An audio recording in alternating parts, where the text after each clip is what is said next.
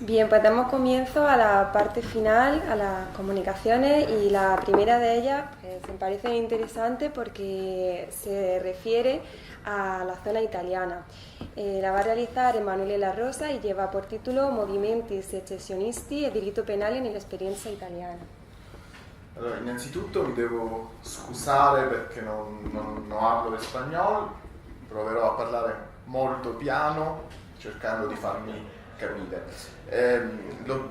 Diciamo, in questa mia comunicazione vorrei appunto brevemente illustrare l'esperienza dell'ordinamento giuridico italiano rispetto ai movimenti secessionisti. Diciamo che anche l'Italia ha dovuto fare confrontarsi con questi fenomeni, e in almeno 3 occasioni l'indipendentismo siciliano, io sono siciliano quindi mi sta particolarmente a cuore, però era un periodo dopo la fine della guerra, quindi non particolarmente indicativo. Poi l'irredentismo del Sud Tirolo negli anni 60, 50, 60 e poi la Padania negli anni 90. Allora la domanda è se esiste nell'ordinamento italiano una norma incriminatrice che possa applicarsi ai fatti di secessione. Questa norma incriminatrice esiste ed è l'articolo 241, lo ricordava il professor Garcia giusto? Prima. Questa norma punisce gli attentati contro la indipendenza, l'integrità e l'unità dello Stato. È un delitto di attentato, cioè un delitto che prevede una anticipazione dell'intervento penale, perché non è ovviamente necessario che si verifichi uno dei fatti previsti dalla norma, è sufficiente che si pongano in essere atti diretti a realizzare questi obiettivi. Questa norma non ha avuto cioè il problema è che è evidente che in questo ambito l'anticipazione della tutela penale è indispensabile, perché si dovesse attendere l'esito perseguito dagli autori del fatto non si potrebbe mai applicare la norma. Il problema è come realizzare questa anticipazione rendendola compatibile con il principio di offensività, di necessaria offensività. Allora dicevo, questa norma non ha avuto una grande applicazione. Un primo tentativo di applicazione si è avuto proprio negli anni 60-70 con riferimento ai fenomeni altatesini, e in un caso il fatto è stato ritenuto integrato dal punto di vista penale, in un'altra occasione invece no, perché appunto si è ritenuto che gli episodi in questione, che erano una serie di attentati contro caserme, impianti elettrici eccetera eccetera, fossero troppo dilatati nel tempo e non fossero quindi in grado di raggiungere quell'obiettivo. Poi 30 anni di silenzio, la norma è tornata attuale quando è apparsa sulla scena politica italiana la Lega Nord. La Lega Nord, che aveva nel suo originario programma politico la secessione di questa fantomatica regione, la Padania, che non ha in realtà nessuna consistenza dal punto di vista storico o culturale. Allora gli esponenti di questo partito avevano cominciato a dar vita a una serie di episodi, devo dire, più folcloristici che rilevanti: la creazione di un finto Parlamento della Padania, la creazione di un esercito senza armi ma con la divisa in camicia verde, poi qualche anno dopo l'assalto per conquistare il campanile della chiesa di San Marco a Venezia, quindi episodi poco rilevanti. Però si è posto il problema se questi episodi potessero rientrare nell'ambito di applicazione dell'articolo 241, e devo dire che il procuratore di Verona, un personaggio un po' folcloristico anche lui, avviò un procedimento penale che è arrivato quasi, io non credo che sarebbe arrivato molto, molto in là. Comunque la Lega Nord nel frattempo è arrivata al governo e ha ottenuto il cambiamento di questo reato, il cambiamento che ha portato all'insubordinazione della rilevanza penale del fatto a 2 elementi, che sono uno l'idoneità e l'altro appunto la violenza. Allora, certamente apprezzabile l'inserimento del riferimento all'idoneità, cioè non qualsiasi atto che ha come obiettivo la secessione è rilevante, ma solo quello che, così come avviene per il tentativo, presenta una alta probabilità di raggiungere quello scopo. Meno felice secondo me il riferimento alla violenza, perché è vero che da un certo punto di vista questo riferimento alla violenza serve a evitare che la norma reprima la mera attività politica, perché ora siamo tutti d'accordo ovviamente che perseguire anche lo scopo della secessione con metodo democratico è perfettamente legittimo. Il problema è quando si abusa cioè si persegue questo obiettivo per vie che non sono rispettose della Costituzione. Allora io credo che la violenza non è l'unico modo, perché un altro modo potrebbe essere appunto l'abuso di autorità. Ecco, da questo punto di vista è singolare, questo in realtà era presente tradizionalmente nel nostro diritto penale politico italiano, il fatto che non esistono norme incriminatrici volte a reprimere aggressioni all'ordine costituzionale, chiamiamolo così, che non vengono dall'esterno del sistema costituzionale, ma vengono dall'interno del sistema costituzionale. E questo sinceramente mi sembra un vuoto di tutela che non è perfettamente giustificabile e che ha anche dei riflessi dal punto di vista delle relazioni tra stati, perché oggi è vero che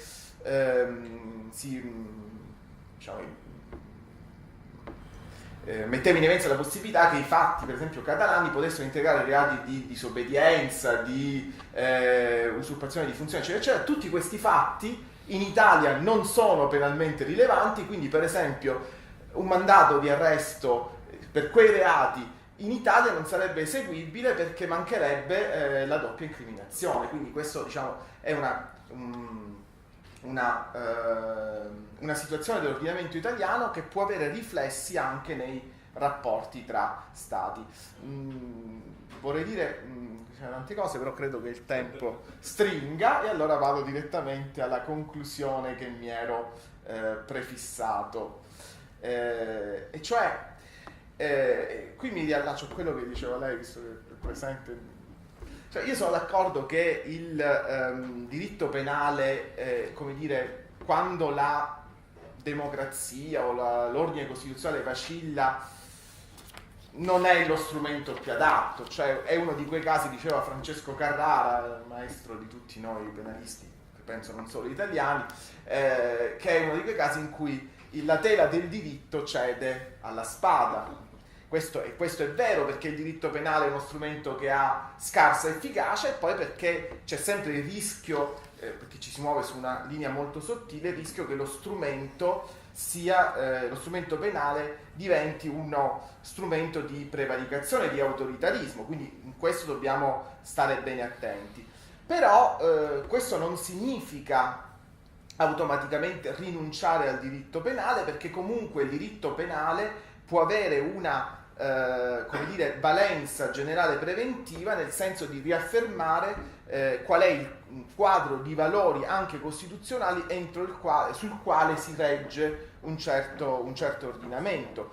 Per esempio nessuno credo possa revocare in dubbio la legittimità di un uso del diritto penale anche in ambito politico quando si tratta di difendere l'unità nazionale, per esempio, da forme di violenza politica che sono dirette a suscitare all'interno del territorio nazionale delle divisioni che hanno basi etniche o discriminatorie per parti della popolazione. Ecco, da quello che ho sentito in questi giorni mi pare che il caso catalano possa rientrare in questa esemplificazione.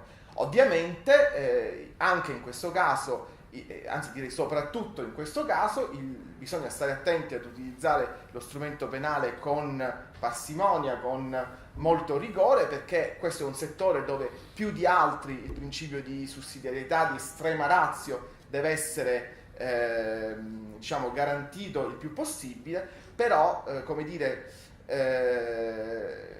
questo perché? Perché il diritto penale non può essere uno strumento di lotta politica, ovviamente, però può essere un rimedio da utilizzare quando la politica fallisce. Grazie. Gracias, Emilio, por la aportación que nos permite hacer un paralelismo entre el ordenamiento jurídico español y el italiano. Y ahora cedo la palabra a Juan Carlos Sandoval, con una comunicación titulada El proceso separatista de Cataluña y el delito de rebelión, análisis de las primeras interpretaciones del Ministerio Fiscal y del Tribunal Supremo. No pillo el enlace para verlo.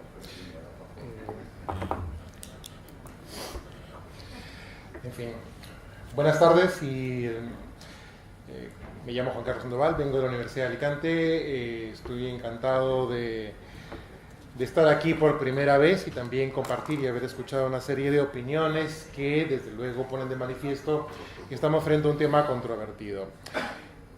El tiempo en las comunicaciones viene dado ya como, viene tasado, pero ahora creo que es un mandato, creo, casi de jus cogens, así que iré directamente a lo que yo considero es el núcleo de lo que en esta primera aproximación pueden entenderse como dos grandes valoraciones de las primeras interpretaciones que se han esbozado en sede del Tribunal Supremo y antes por parte de la Fiscalía General del Estado y de la Audiencia Nacional. No sé si se pueden abrir o... es que hay que pillar el... Ajá. Bien, entonces, ¿cómo hago para...? Aquí. Ajá. Muy bien, la primera valoración se ha puesto de manifiesto ya de alguna manera en la mesa anterior. Es una mesa realmente de la cual se aprende y le han dejado muchos puntos de debate. En fin, al respecto yo creo que la primera valoración que se puede extraer es la siguiente. Hay una falta de concreción notable, una vaguedad casi insoportable en dos extremos fundamentales que son importantes para valorar o por lo menos para calificar los hechos a título de rebelión, y la primera está referida al concepto mismo de alzamiento, mientras que el segundo tipo de incertidumbre está referida a la concurrencia de aquellas características básicas y esenciales que nos permiten diferenciar el alzamiento de otro alzarse, que puede ser, como ya han escuchado, constitutivo del delito de sedición. En fin,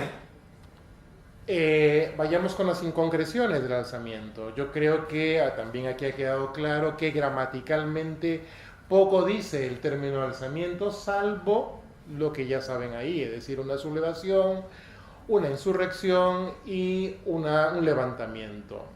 Pero como ya demostró el profesor García Rivas hace tiempo, en su obra publicada en el año 1990, el término insurrección no tenía no podía tener un referente práctico de carácter inequívoco, porque era aplicable perfectamente o a una revolución, una insurrección, o también, por ejemplo, a un motín de aldeanos. Desde ese punto de vista, la incertidumbre o el hecho de que se aluda a insurrecciones en estas primeras noticias o interpretaciones complica mucho la cosa, sobre todo porque lo asocian a una de las definiciones o significados de insurrección, que es la desobediencia.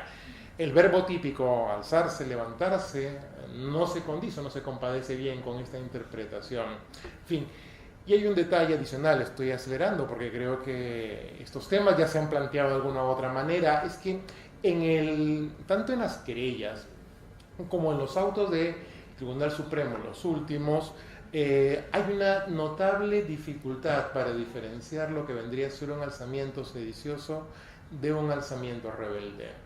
Y pongo solamente un ejemplo: los hechos llevados a cabo que se produjeron en Barcelona el 20 y el 21 de septiembre inicialmente fueron considerados, con las deficiencias que se han puesto de manifiesto, como sedición, pero ahora resulta que forman parte también del acervo fáctico que es analizado para calificar o para valorar si es rebelión. Entonces nos encontramos con un concepto alzamiento, con hechos que no quedan claros, que no se explica en buena cuenta por qué es un alzamiento rebelde. Y esto se pone de manifiesto con otro tipo de vaguedades. Me refiero a la idea de que la única forma, es una postura doctrinal que ya se empezó a sentar con el código de vigencia del código anterior, también uno de los aportes del profesor García Rivas, es en el sentido de que la diferencia entre el alzamiento rebelde y el alzamiento sedicioso no viene dado tanto de si eso no es una insurrección, sino de si están presentes los caracteres que se exigen.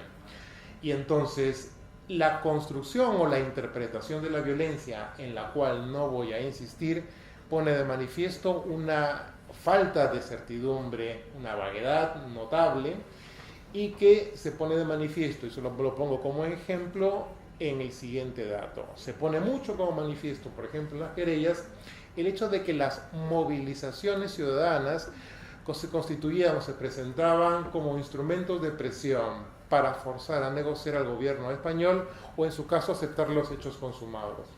Es curioso porque esta misma interpretación luego es tergiversada o es enfocada de otro punto de vista por el juez Pablo Llarena, en el cual no habla de violencia, sino de germen de violencia, peligro de violencia o posible violencia. Y entonces nos encontramos con que la violencia se lee de muchas formas. El carácter armado, a diferencia de lo que han afirmado algunos de los integrantes de la mesa, desde mi punto de vista es una característica que no puede negarse para poder distinguir el concepto de alzamiento rebelde. Hay argumentos de carácter sistemático, argumentos de carácter histórico, y solamente podemos conversar si hubiese tiempo. Les pongo un ejemplo. Si no admitiéramos eso, en realidad sería tanto como decir que ninguna de las revueltas o de los motines o de las insurrecciones que se han desarrollado en España no son rebeliones. Es tan simple como eso. En fin, pero es un argumento, digamos, fáctico. Hay otro tipo de razones. Voy a terminar con el segundo grupo de vaguedades y yo que conozco al profesor García Rivas porque también estuve en mi tesis doctoral, tengo que nuevamente citarlo porque él aparece a su vez citado en las querellas que presentó la Fiscalía General del Estado. Intentaré explicarme rápidamente. Como aquí se ha dicho, el delito de rebelión es un delito de consumación anticipada porque el dolo pues solamente se agota en el alzamiento y hay un elemento subjetivo que trasciende. Un exceso, un tipo incongruente por exceso subjetivo, los fines. Ocurre, sin embargo, que este exceso subjetivo ha dado lugar a la idea, o puede dar lugar a la idea, de que basta para consumar la rebelión con un mínimo objetivo que podría ser un alzamiento público y violento, con la gran incertidumbre a la que me acabo de referir, y un máximo de contenido subjetivo. Lo que tienen allí a continuación es básicamente lo que dijo el profesor García Rivas, hasta podría decir el número de página en su libro. Ojo, lo curioso es que en la querella de la Fiscalía General del Estado se afirma que el alzamiento viene dado de esta forma, y además lo dice con un sector de la doctrina. Lo que ocurre es que no omitieron completamente la crítica que viene a continuación. 30 segundos. Si admitimos eso, 1, vaciamos de contenido material antijuricidad de la conducta, y 2, abrimos la puerta a la incriminación de la disidencia política. Muchas gracias.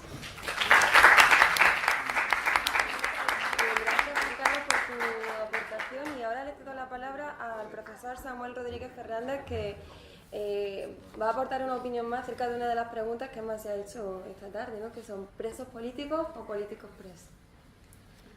Bien, muchas gracias, Cristina. Voy a ser lo más rápido posible. La cuestión de mi comunicación es: ¿son los responsables del 1 de octubre en Cataluña presos políticos? Bien, lo primero, hay que acudir a, si lo hay y existe, un instrumento internacional en el cual se define el concepto de preso político. En concreto, es una resolución aprobada por la Comisión de Asuntos Jurídicos y Derechos Humanos del Consejo de Europa del año 2012, que, haciendo suya un informe elaborado en el ámbito de esa misma Asamblea Parlamentaria en el año 2001, sienta la base de una serie de criterios sobre los cuales se puede dar un concepto de preso político. Y son en concreto hasta 5 criterios. 1. Se considera preso político si la detención, aunque hable en la traducción oficial al castellano, se habla de detención, pero está hablando todo el rato de... O sea, es una definición de preso político, con lo cual hemos de entender que no solo la detención en sentido jurídico-técnico, sino también la prisión entraría en ese concepto, ¿no? Al menos esa es mi interpretación. Primer criterio, si la detención ha sido impuesta en violación de una de las garantías fundamentales consagradas en el Convenio Europeo de Derechos Humanos y sus protocolos, en particular la libertad de pensamiento, de conciencia y de religión, la libertad de expresión y de información, la libertad de reunión y de asociación. Parece en principio que este criterio no se cumple en las prisiones provisionales dictadas en el marco de estos hechos, ¿no? Segundo, si la detención ha sido impuesta por razones puramente políticas, sin conexión con cualquier delito. En este sentido, desde el punto de vista que se ha vinculado la prisión provisional a unas imputaciones iniciales por unos delitos en concreto, tampoco se cumpliría este criterio. Tercero, si por motivos políticos la duración o las condiciones de la detención están claramente fuera de proporción con el delito por el cual la persona ha sido declarada culpable o presunta responsable. En la medida que se está vinculando a delitos que están castigados o se prevé la aplicación de las penas de prisión, cuya extensión se ha comentado en la mesa anterior, que es bastante elevada, el hecho de que lleven 4 meses en prisión provisional, en principio guarda proporción con esas penas tan elevadas en cuanto a su extensión. Bueno, de hecho, pues se puede comparar con otros casos, como se me ocurre precisamente que salía en prensa el tema de la prisión provisional del expresidente del Fútbol Club Barcelona, Sandro Rosell, que lleva 9 meses en prisión provisional. Las circunstancias pues son las que son, cada caso en concreto, pero bueno, en este caso pues la duración es mayor a la que de momento existe o se está dando para las prisiones provisionales que están vigentes. Cuarto criterio, si por motivos políticos él o ella son detenidos de forma discriminatoria en comparación con otras personas. No parece tampoco que este criterio sea aplicable a los hechos. Y quinto, si la detención es el resultado de procedimientos que fueron claramente injustos y esta parece estar relacionada con motivos políticos de las autoridades. Tampoco, al menos según interpreto los hechos que se están manejando, ese conglomerado cierto de hechos que se están manejando, veo que pueda ser aplicable este quinto criterio y por tanto que conforme a la que he citado resolución de la Comisión de Asuntos Jurídicos y Derechos Humanos del Consejo de Europa de 2012, tomando como referencia la de 2001, no se puede aplicar el concepto de preso político. Amnistía Internacional, que considera que no hay un concepto de preso político o no hay una definición internacional de preso político, no sé por qué está obviando esta resolución del Consejo de Europa que acabo de citar. La verdad es que tendría que preguntarle los motivos al respecto, los desconozco. Utiliza más bien el concepto preso de conciencia. Preso de conciencia que entienden como a cualquier persona que se le impide físicamente expresar cualquier opinión que mantiene honestamente y que no defiende ni justifica la violencia personal.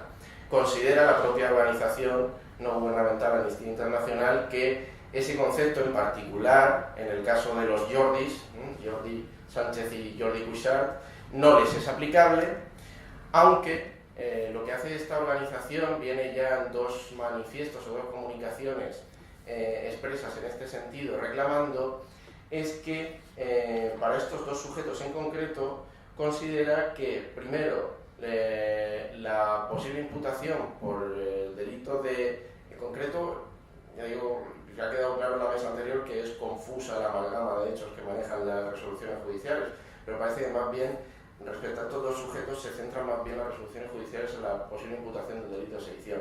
Bien, considera Amnistía Internacional que, primero, el delito que se les pretende imputar es demasiado grave, ¿no?, para la conducta que llevaron a cabo, y desde luego que la prisión provisional es una restricción excesiva para sus derechos de libertad de expresión y reunión pacífica, por lo que, como digo, en esos comunicados, hasta 2 en este tiempo, en estos 4 meses que estos 2 sujetos, estas 2 líderes sociales, ¿no?, de la Asamblea Nacional Catalana y Òmnium, están en prisión provisional, hasta en 2 ocasiones, como digo.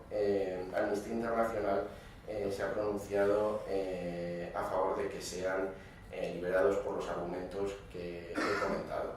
Bien, el hecho de que no puedan ser considerados, a mi modo de ver y según los argumentos que he puesto, presos políticos, no quiere decir que más propiamente se les pueda considerar presuntos delincuentes políticos. Es ahí donde creo que está la cuestión. Y ahí sí que se les puede calificar como tales.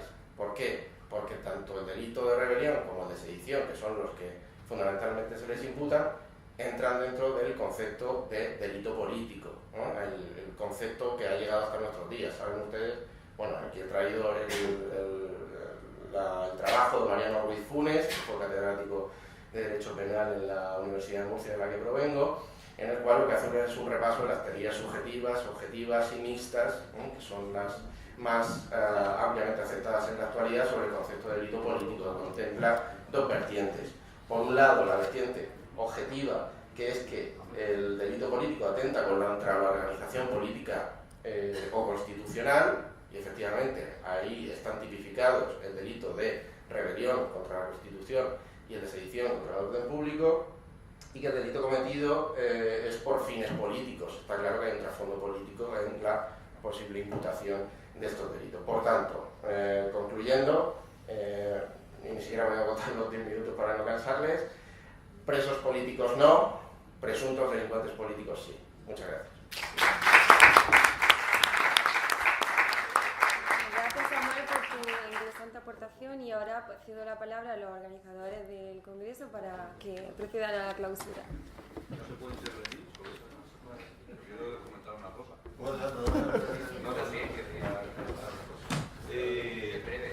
Carlos Poder. No recuerdo tu nombre, no sé cuál. No, Emanuele. Emanuel. Bueno, primero te felicito por la concisión con la que has explicado el asunto y con la finezza propia de un italiano, muy bien. O sea, creo que los límites de la intervención del derecho penal están ahí.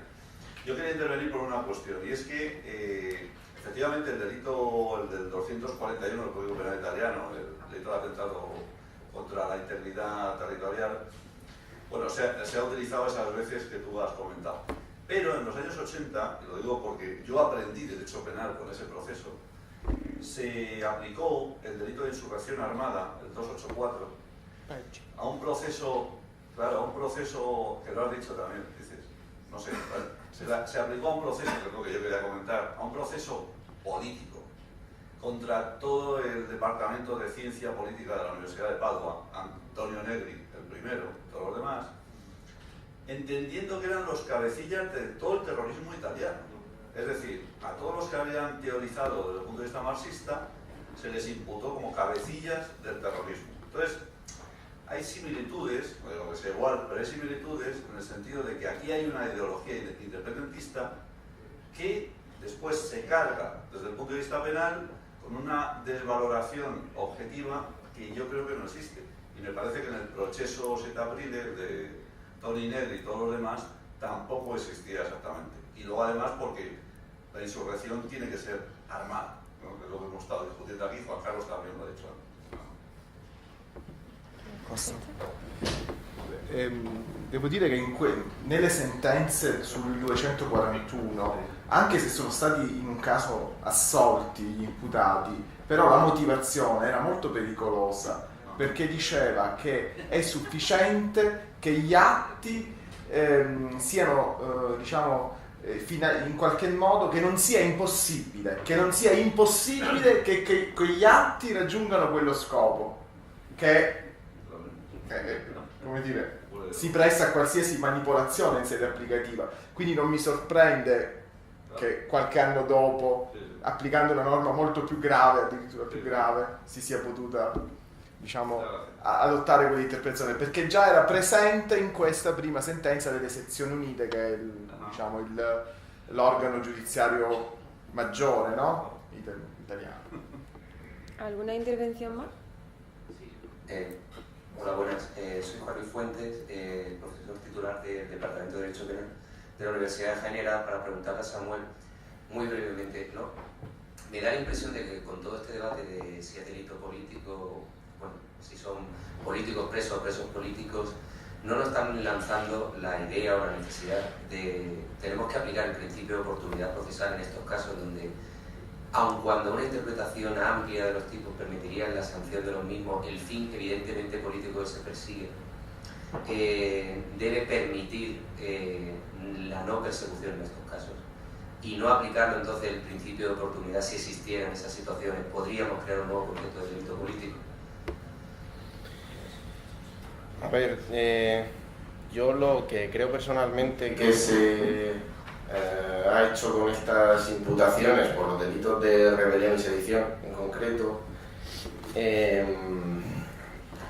es tratar de, y esto bueno, también es algo que comentan en sentencias que he leído en diarios de tirada nacional, por ejemplo a José Antonio Martín Pallín o a José María Mena, consideran, creo que fue la entrevista a José María Mena, que lo que se ha tratado de hacer aquí es una especie del a por ellos en versión judicial, ¿no? Es decir, es algo que tú y yo comentábamos el otro día en Elche, en la reunión del proyecto de investigación en el que estamos allí bajo el liderazgo de Fernando Miró. En realidad, en los últimos tiempos se están aplicando delitos que se habían creado para situaciones criminológicas distintas, ¿no? Se están aplicando a otro tipo de situaciones. Y en aquella conversación yo te comentaba, estoy trabajando ahora, a ver si no lo puedo sacar ya por fin, un artículo sobre los límites del humor, los límites de la comedia, al hilo de los procesos de las causas penales en los casos de los chistes contados sobre Carrero Blanco, víctimas de ETA, es decir, está relacionado sobre todo con el delito del 578, la segunda modalidad de conducta, la de menosprecio a las víctimas del terrorismo. Esa conducta de menosprecio a las víctimas del terrorismo, si se lee a Cancio, cuando se hizo la reforma, el profesor Cancio Meliá, argumenta, también Muñoz Conde, en su manual, si mal no recuerdo, lo comenta en este mismo sentido, que ese delito se creó para la situación criminológica en la cual las víctimas del terrorismo etarra recibían llamadas nocturnas diciéndoles que si su padre que había muerto era tal o cual cosa, tenían que salir a la calle encontrando pintadas delante de su domicilio diciendo no sé cuál o tal cosa de su padre, su familiar o de ellos mismos, y es algo que se ha aplicado a una chica, alumna, por cierto, de la Universidad de Murcia, de la Facultad de Letras, que ha reproducido chistes que se conocían, que existían en el conocimiento popular desde hace años sobre una de las primeras víctimas de ETA. Se le ha condenado por eso. No estaba pensada esa conducta delictiva, la creación de ese delito no nace de una situación, de unos hechos para los cuales se ha aplicado, sino que nace en una situación criminológica distinta. Entonces, a lo que iba es a que creo, mi opinión personal, que aquí está pasando algo bastante parecido y así en la mesa, sobre todo sobre la base de la ponencia del profesor García Rivas y del profesor Querán, iban en este sentido, ¿no? De que se está aplicando algo para una situación para la cual esos delitos no están pensados. Entonces, ¿cómo poner límite a esto? Yo creo que ya no es que sea el legislador el que haya expandido la ley penal, porque ya lo hizo en su momento, ¿no? Es decir, creó esos tipos en su momento. Ahora lo que se está haciendo es un expansionismo judicial o aplicativo judicial.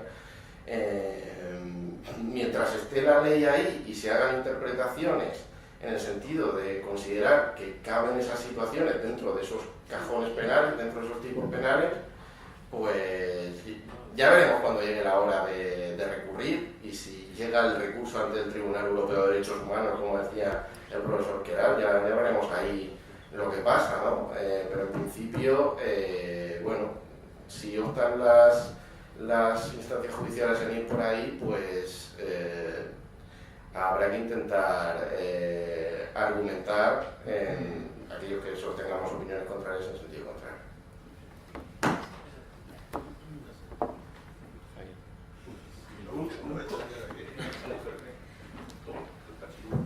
comentario muy breve. Claro, a mí me tranquiliza más porque no es solo un problema judicial, sino que también es un problema legislativo. El Partido Socialista ha presentado una proposición de ley, se está tramitando ahora mismo en el Congreso, con la cual se introduce un nuevo artículo 510 bis. Claro que ya el 510 es tremendo. Bueno, pues un 510 bis. ¿Y qué se castiga, entre otras cosas? Creo que era el apartado B, no lo recuerdo bien, de ese nuevo 510 bis. Con 2 años de prisión, el exaltar el franquismo. Vamos a ver. Es decir, es que me da igual de qué se trate. De lo que se trate, en definitiva, tanto desde el punto de vista judicial, pero, insisto, lo legislativo, es sencillamente castigar más al que opina de diferente manera. O sea, ¿qué problema hay con que uno se salte en el franquismo, en las redes sociales? Que a eso se refiere. ¿Con el qué? ¿Y qué? Entonces, el problema es que se está pisando sobre la libertad de expresión, sobre la libertad de pensamiento, se está tocando ya lo que es el núcleo verdaderamente duro, el núcleo duro de los sistemas constitucionales del sistema de derechos humanos. Pero mirar esa proposición de ley no tiene desperdicio. Modifica la ley de memoria histórica y da de paso pues introduce cosas.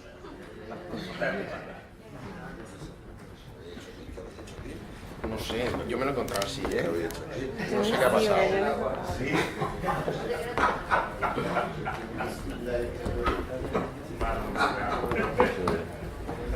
Bueno,